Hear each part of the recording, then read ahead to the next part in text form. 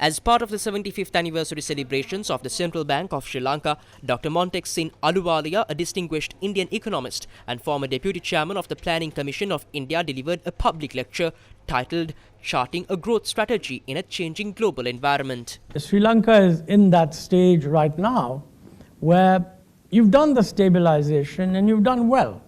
I mean, growth has come back to positive, the current account balance is suddenly positive, fiscal deficits come down quite a bit, the IMF is happy. But you know, stabilizing the economy is one thing. Real objective needs to be, how do you get back to some kind of sustainable and equitable growth process? And that's really what lies ahead. And that requires many, many things. But I have to mention that Sri Lanka faces exceptionally difficult circumstances because we all face difficult circumstances. Now, regrettably, Sri Lanka doesn't just have to fix itself. Sri Lanka also has to face a world which is much, much more difficult than it ever has been in the past for all of us. The three critical things that I think make life difficult, not just for Sri Lanka, but for everybody, are the following. Number one, there seems to be a policy turnaround in the global economy, where the earlier commitment by the leading economies to maintain an open world trading system with no resort to protectionism, that has clearly weakened. And that change, sometimes called geopolitics, sometimes can be called geoeconomics, that makes for a different kind of world.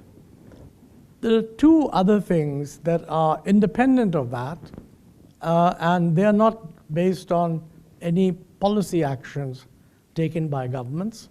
So in that sense, they're exogenous to the world of policy making. Those are, number one is climate change, and number two is the pace and nature of technological change that we are facing. The second issue that we need to look at is climate change.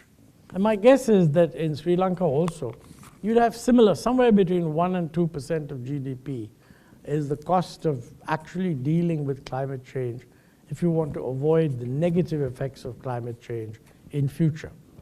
I think what this boils down to is really how important is the fiscal deficit. And I think this is something that one must keep in mind.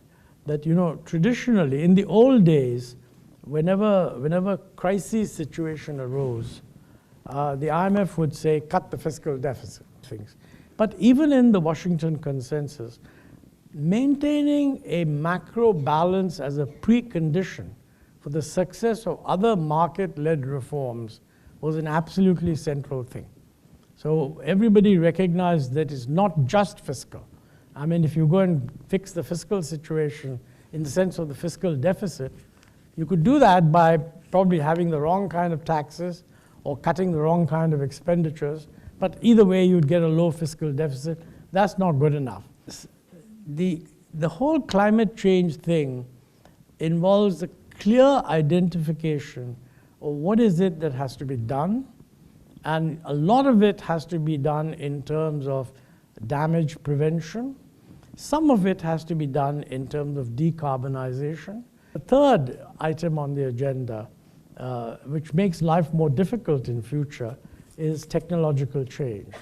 So these are three, if you like, problems that Sri Lanka faces. One, the policy-induced one, is the global structure changing too much? On climate change, I think really it is important to get going on the search for renewable energy. And on the technology front, I think what we need is a serious effort at pushing the injection of AI where it can raise productivity. And having said that, let me add that associated with that is the very serious danger of cyber fraud.